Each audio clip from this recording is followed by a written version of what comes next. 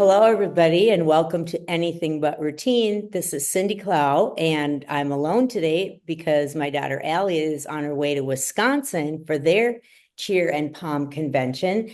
And I'm excited that today my guest is Angela M. Ottmann, and she is from Colorado. And I think I first met you at one of your conferences when I came in and spoke, and you're just a whirlwind of energy. And I'm so excited to have you finally on here today.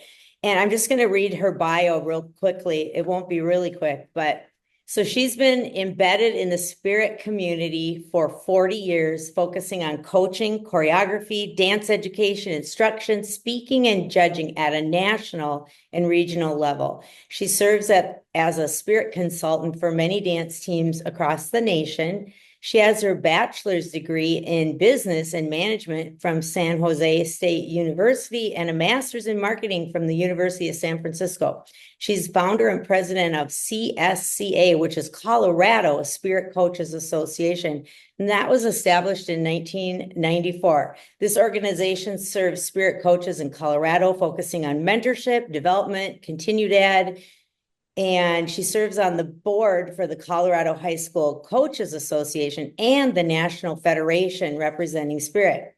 She's currently on the conference planning committee for the gala event at NDCA out in, this year it's going to be in Dallas. And she is responsible for event planning and assisting with the management of the annual conference.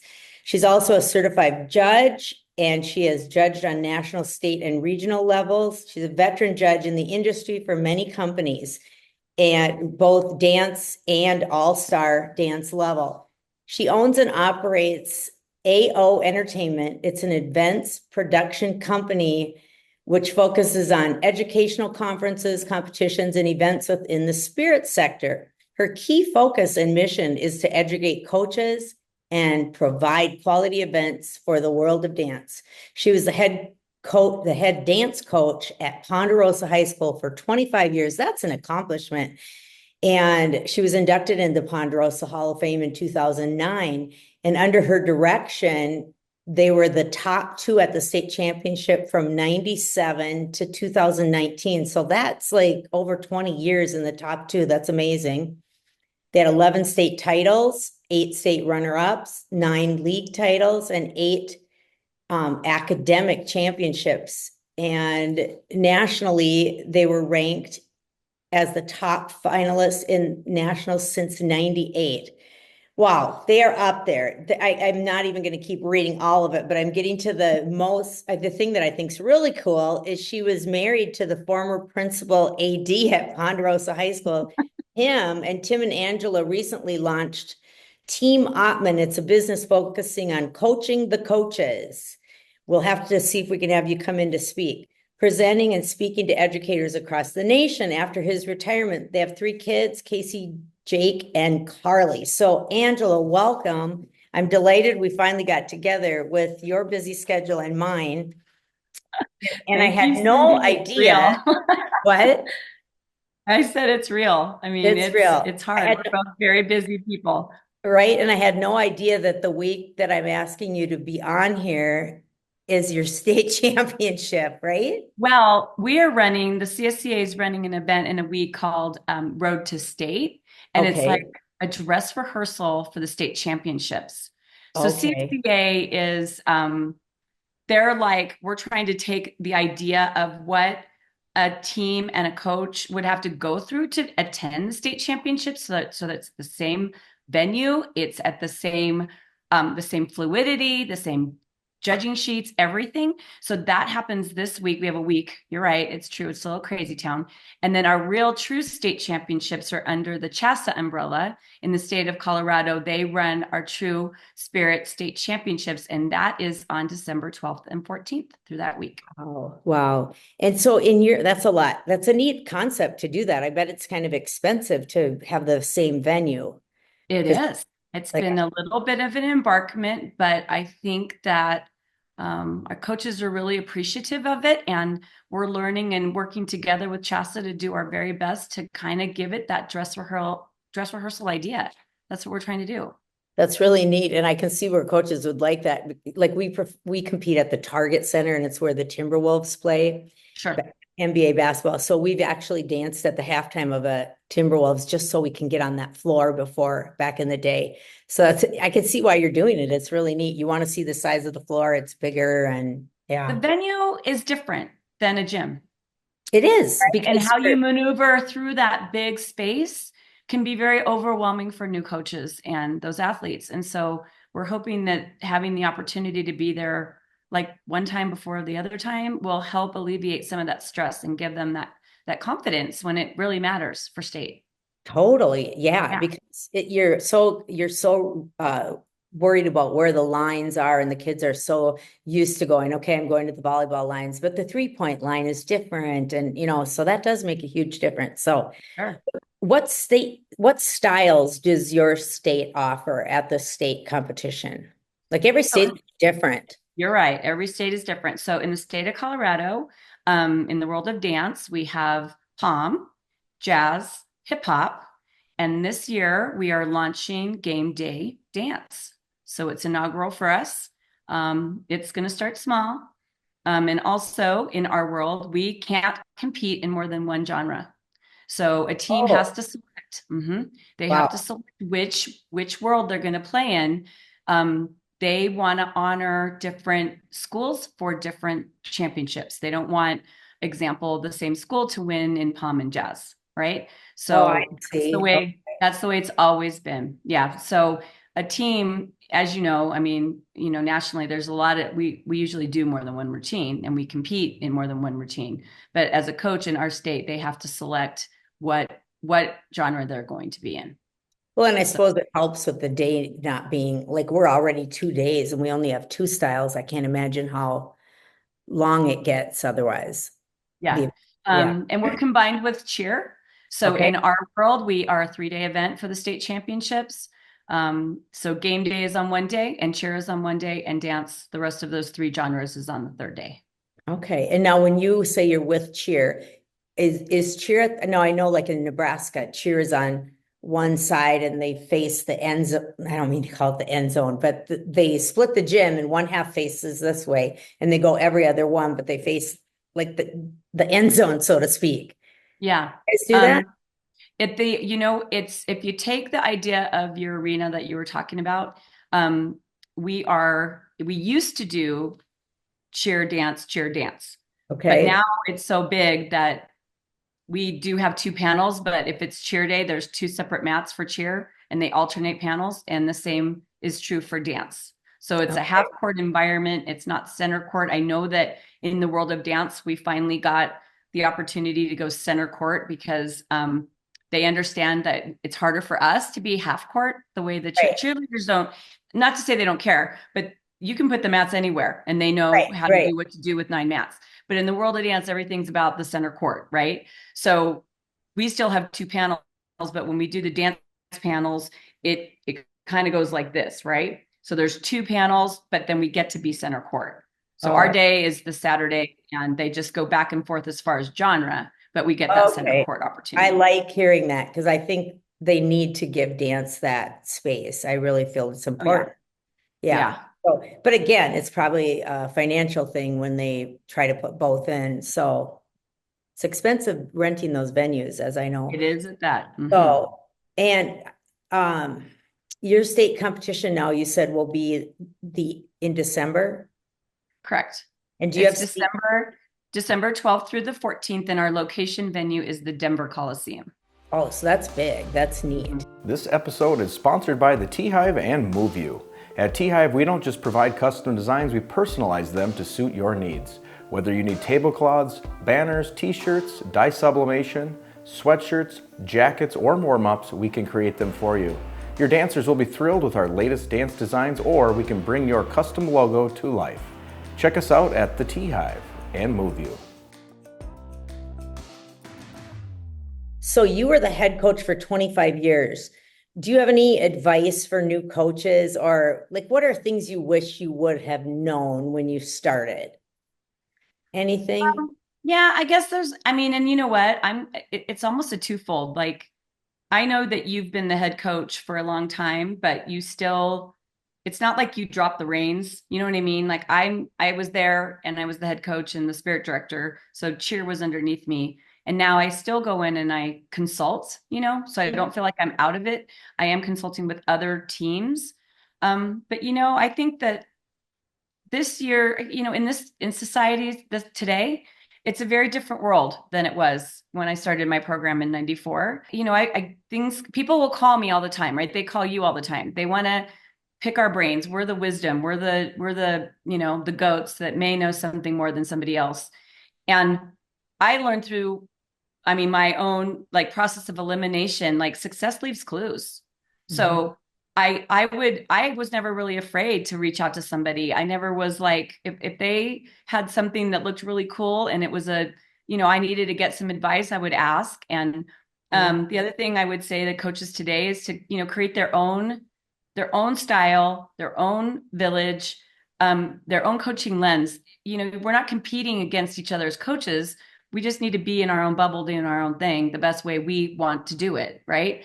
And we'll make mistakes, but that's to create that culture and create that environment, I think is important. And obviously coming in like under you or me, I'm not expecting you to be like me because I had my own style, but I do think that there were some things and traditions I would keep. But I think that once the new coaches get in there, you gotta create it and make it your own. So Yeah, for sure. I guess if I had anything, my wisdom is to not be afraid to ask questions, Yeah.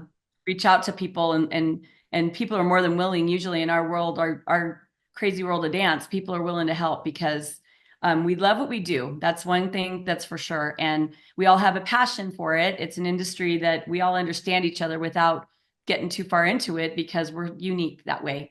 Not other sports understand us, so we stay in our bubble, because Right. we understand each other. So I guess Yeah, I don't know if that's a good it is. answer. It is really great. You Yeah, said something else too, like you're going to make mistakes or something. And I have found you can't let mistakes define you. It's a learning lesson. It's not really a yeah. mistake. It's a learning lesson. And you said a quote, success. Success leaves clues, Okay, so and what do you mean by that? Success leaves I I clue. will tell you. So you mentioned earlier that I was married to the athletic director and the principal at Ponderosa High School, and I still am. So I don't want to make sure people think that anything different. But that was his motto. And he coached wrestling alongside of me. We coached together, and that's a very unique thing within itself. So between the two of us, we have 19 state championships at Ponderosa High School. Wow, So we were that's kind of pretty. Mr. and Mrs. Ponderosa, right? But he, as a principal, he used that motto all the time for his team. And then I adapted it for my team. And it is actually on the wall at Ponderosa High School, and it is on the wall at our house. It's in my office. Oh, I So love. success leaves clues. So what does that mean? Well, people usually, if they're successful, there's a reason they're successful.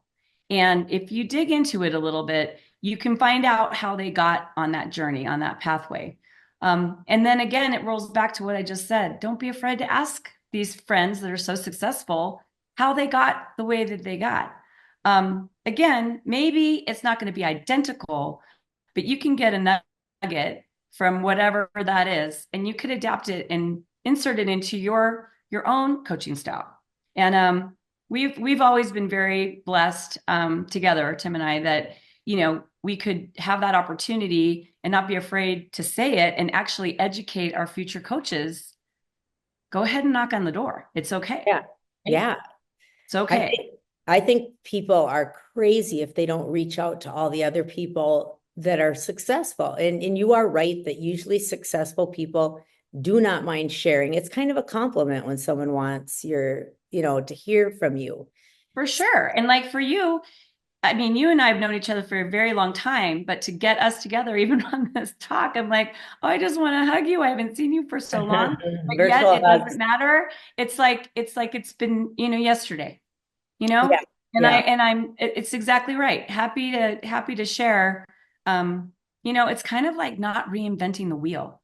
Right. You know, It's already been done, it's been done. Why? Let's take something and build on it and share those resources. you And I know? think coaches sometimes think dance is so different than other sports, but like hearing you have your husband be a wrestling coach, Yeah. I absorb things from our football coach, from our basketball coach, from our, soccer, lacrosse. We all share. It's interesting that the guy that used to be our videographer here, he's now a soccer coach, and he's always texting me, what was that quote you said about this or that? And so, I mean, dance goes to soccer, no matter, so it is all the same field when you're coaching excellence and you're coaching kids to try to reach further, no matter what sport you are in. So, Yeah.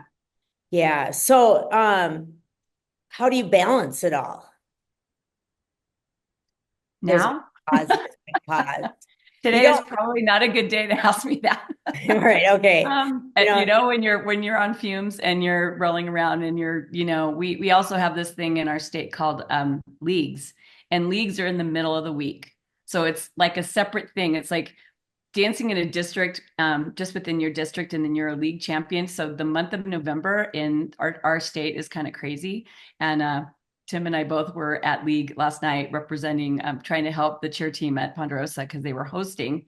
So balance. Well, I'm going to tell you, I'm probably not the best person for that answer. That's the reason I'm the crazy one, and my husband is the Libra. He's the balance act. But the way I balance myself is I go hardcore. I go until I can't go, and then I crash, and then I need to rejuvenate myself, and that's my balance. I'll rejuvenate myself. I'll come back to the surface, and then we'll do it again. I need to learn to say no a little bit more. I want to say yes to everything. So that's probably one of the things I need to do better myself, and I would welcome people to do the same. You want to help serve everybody, and people will call you and they'll ask you. And sometimes it's hard because I don't want to say no, but I need to say no a little bit more Yeah, for sure. I would say that But I about me. just love it so much. That's my I problem. know. I I know. love it. When I say, how do you balance it all? There really is, when people want a work-life balance, if you're successful, I really think it's a myth. I don't think there's a great work-life balance. I think something's got to go somewhere, when you're this busy. But I do think a supportive spouse makes all the difference. And I can say A 100%, a I thousand couldn't percent. coach this long without Steve, because he was, helping me all the way. And, especially when you have little kids and whatnot, he took the brunt of it a lot. And yeah, you And need, I think what's important to share is that, like, we're older now, and then I'm sure you're going to agree with this. You say to yourself, how did we do it? How did Mhm. we do it? And in our world, we were both very successful coaches and raising children at the same time. And Mhm. obviously our kids were raised at Ponderosa. I mean, who are we kidding? Because we were there all the time. Yeah, And my yeah. husband, the primarily most of his time was an athletic director. So not only was he doing his That's, own thing, but he had to go support all the other sports mhm. at the school. So we were, you know, and yet, you have life, and you have your family, and you have your holidays, and you make it work. And I now we're busy in a different way. I mean, we're empty nesters, but we're still just as busy doing other stuff. You So just had a grandchild, I heard. we did. I get to see That, him today. oh, that's awesome. And that Yeah, he's actually, 3 months old, and he's coming oh, over today. So we're really excited to and see I didn't him. expect grandchildren to make me so busy. It really does. It's like a whole nother thing. And when you're having a child, you prepare for it. But when you're having a grandkid, you think it's going to be all duckies and bunnies. And then all of a sudden you're like, oh, yeah, I can babysit. Oh, yeah, I can do this. And it's like it's fun, but it adds, like, I just mentally wasn't prepared the It's first time. another layer. Yeah, and it's great, but I do think, one time I had a coach call me that parents were upset that she was letting her daughter ride on the bus to the competition. And her daughter was like 6 or something. And I said, you just tell them no, that she's riding the bus. And I go, if she's been gone all week coaching, she should, by God, get to ride the bus and have the fun stuff and go with the kids. And, I just thought that was very entitled and selfish of that parent. And I feel like our kids have to be a part of what we do if we're going to keep doing it. So Very, They very need much. to have exposure to what we do in Oh, our yeah. lives. And, Yeah. our kids did. I mean, Carly was on my dance team for 4 years and danced with me. And you know what I mean? I'm sure, I mean, it just, everybody does everything. Jake wrestled for Tim. It was a family affair. And now we have different balls we juggle. But, it's a fun ride. That's for sure. Any tips for coaching your own child? Be consistent.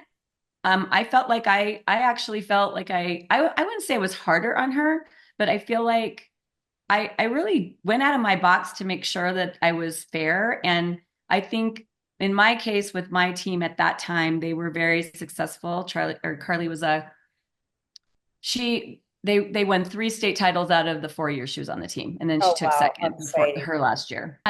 We had a great group of kids. We had a great group of parents. I mean, we just had a really great ride.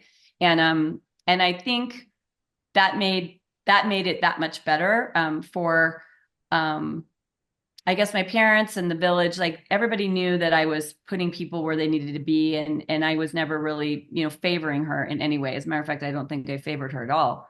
But Sometimes I think you it's know, quite the opposite. it's kind of funny because then Yeah. later she graduates, and then you hear the stories, and you're like, I didn't know any of that. I mean, do you know what I mean? Like she knew stuff everybody else didn't know because she lived with me. Right. Oh, You know yeah. what I'm saying? Like she would know things I was going to do before they did because I lived here. I mean, she lives Yeah. with me. Yeah. So, but I would go out of my way, like when it comes to like gifts or things, I just made sure that I was hiding things from her because I wanted her to find out like everybody else. Oh, yeah. Um, you know, but there was a little bit after the fact that, she shared with me later that was like, sometimes maybe kids would question some of my choices. And I pretty much, I know, we always know. I mean, we find out eventually. If we don't know right then, we're going to find out later what the Yeah. stories are. And I would always just kind of squash the bug and not let that kind of stuff escalate at all. That's a But secret for she was a coaching. good kid. Yeah. Whoops. Yeah. And she was a good, like she's pretty low key kid. So that's good. So she was never, yeah, there was no drama because she wasn't drama. She never was. She was born easy breezy. So you So said squash I don't the know. bug. And, I always say take a little air out of the balloon before it pops. I think that's a secret to great Mm-hmm. coaching is if you find out something's happening Mm-hmm. behind the scenes, you do need to squash that bug and you need to make it public. And I think too many people let things surface and, kind of ruminate, until they escalate and explode. Yes. So, I And then when they blow up, it's a big fat drama, and it's way worse than it could have been if you had just had handled it off the mean, shoot. immediately, yeah, a little bit Mm-hmm. every day. So, what would you Sure. say is one of your highlights of your career? It's hard to narrow it down, isn't it? Yes, it is. I'm like, I don't. Um, one of the highlights. Well, first of all, I started Ponderosa, and they're the Bad News Bears of Palms. I mean, they were nothing. They found me at a studio. They were like, we need to have this dance team, and please come to Ponderosa and have a dance team. So I had met Tim in an interview, and he hired me to be the dance coach. So when you go back, that's how this whole thing started, which I think is a miracle. And I actually was going to take a job back in California, and I didn't take it. And if I did take it, all of this wouldn't have happened. You wouldn't have So met Tim. that's a major highlight. That's Wouldn't have cool. met Tim, wouldn't have had Carly, wouldn't have, yeah, all of that. So, but these Bad News Bears of Palms, we're going into our 30th year now at Ponderosa, and these ladies have been very instrumental, and they want to do a big fat reunion, and they want to do an alumni association. And I know, all of that. I just haven't executed that yet. I mean, we're getting the infancy of it done, but I'm very proud of the fact that all of these ladies have been so successful in their journeys of their lives based on this thing called dance. Yeah. Um, Highlight to me because it keeps growing. And we lived in a little town called Parker, and now little town Parker is a little bit bigger, and they all left because nobody wanted to be here. And now a lot of them are back, and they're raising their kids. And I think probably the biggest highlight for me is the relationships I've built with these kids. Yeah, absolutely. I would Yeah. second that, that And I you, mean, they're still my kids, my chickens, my whatever I call them. I have my own language, but they would all laugh. And if they listen to this, they're going to be like, there she is saying that again. But it's true because the heart and soul of this thing that was developed came from people that really weren't dancers. They just wanted a union and they wanted to do something for the school. And we did it in the world of dance. And then we grew together because I could teach dance.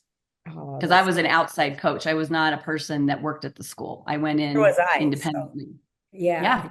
So that's similar. Yeah. I have to Yeah. laugh that someone asked me one day, how many kids do you have? And I said like 41. And they're like, no, I mean children. And I go, oh, three, but I thought it was a dance person. So I thought they were asking me how many kids on my On my team. kids, on my team. Yeah. Yeah. Totally. So, 'Cause they're your babies. They're your nuggets.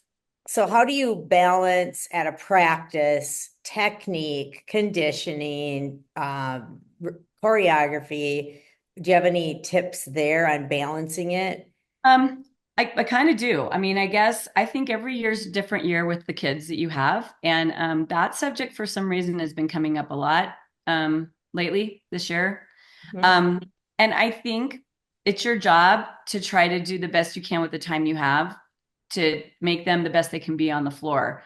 So sometimes that technique can be in-house and it's with your own human that is your person. And then they're not outsourced to a gym or a studio. Sometimes you need both. Yeah. Um, sometimes and then you're dealing with, okay, do I have enough time to clean? Do I have enough time to condition? Do I have okay, here's an injury. Then what do we do? We got to reblock. And it is a managerial thing where, I had a talk with you know, I have some of my girls are coaches. I'm sure it's same for you. Oh, yeah. Greatest thing ever. And they'll send me stuff all the time and they'll call me and they need advice. And I always kind of went back and every day I had a plan, right? But for on Sundays to me was my day where I really would go and fine tooth and look at every single thing I was going to do the week before. And if I had to make modifications due to some things that needed more attention, then you have to be okay to alter those changes. Meaning, if you're in the height of, you know, competition season and you don't have time to get to the studio 3 nights a week because you need to go clean a routine or you need to change something, then that's where your effort needs to go because there's only so many hours you have with these kids. And it's Right. hard to find that balance. And there's years where it's a well-oiled machine and you don't have to alter anything and they just are rock stars and they look amazing every time they get on the floor.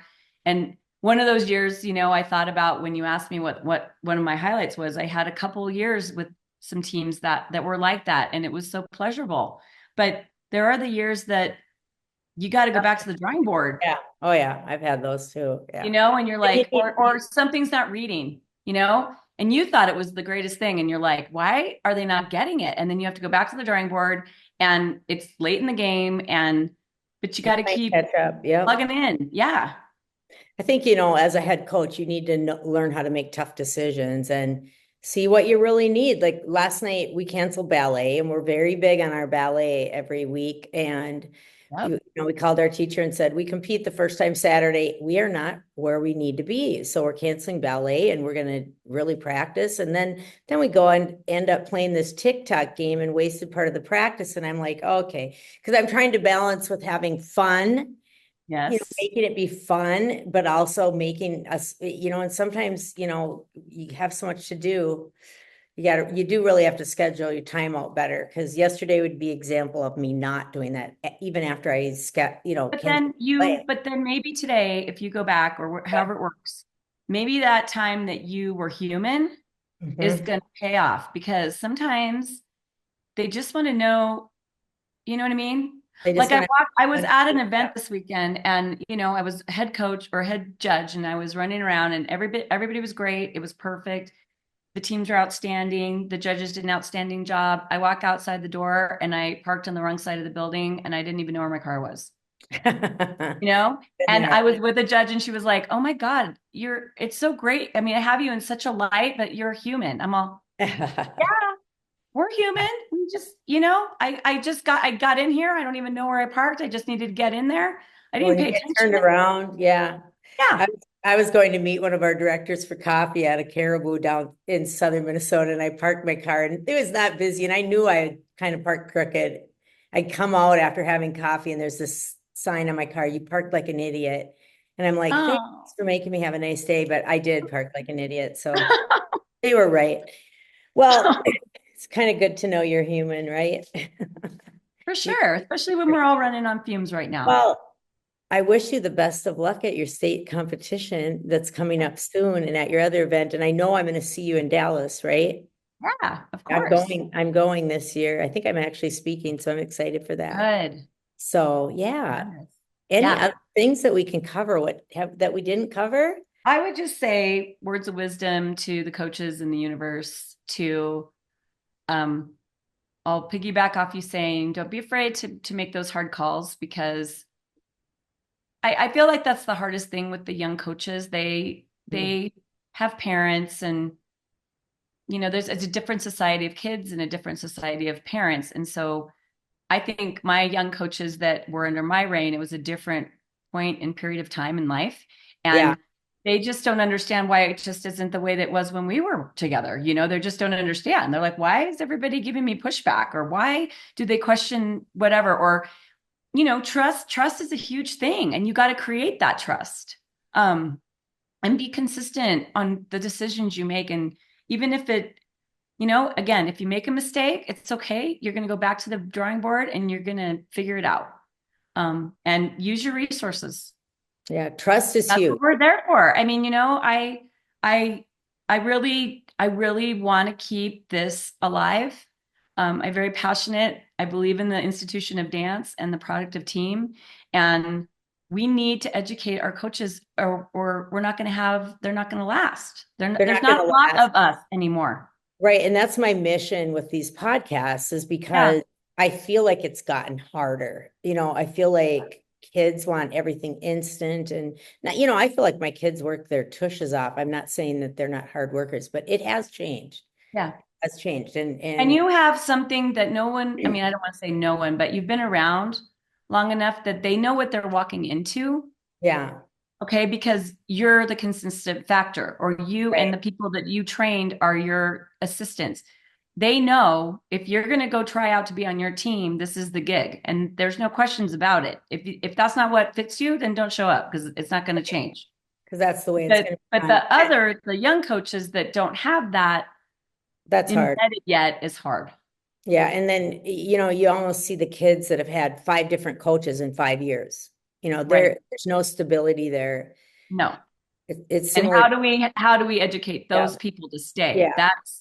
That's the hard part. And I certainly don't have the answer, Well, but I think you've said a lot of good answers, like reaching oh, out to other people, and I think just letting them know it does get easier. The first 2, 3 to 5 years are the hardest. And it's always hard. I don't think it's ever easy, but I think you let it not bother you as much yeah. when you've And a been, lot of that is wisdom too. yeah, Sorry, young humans, but it's true. Like you get yeah, old and you can yeah. only pick your battles Pick your because battles and yeah, not everyone's going to like you. Okay, let's move on. okay. Well, it's been great having you today. We're going kind Oh, of, and I really appreciate you taking the time on such a busy week and I can't wait to see you and have dinner, catch up. So, yeah. Well, you're always a joy, and I am thrilled that you asked me, and I hope there's a couple takeaways for our friends out oh, there. there for I love the sure world are, of Angela. dance. Thank you, Angela. Have a great Take one. care, Cindy. Have a great weekend, okay? Yes. Thank you. Bye-bye.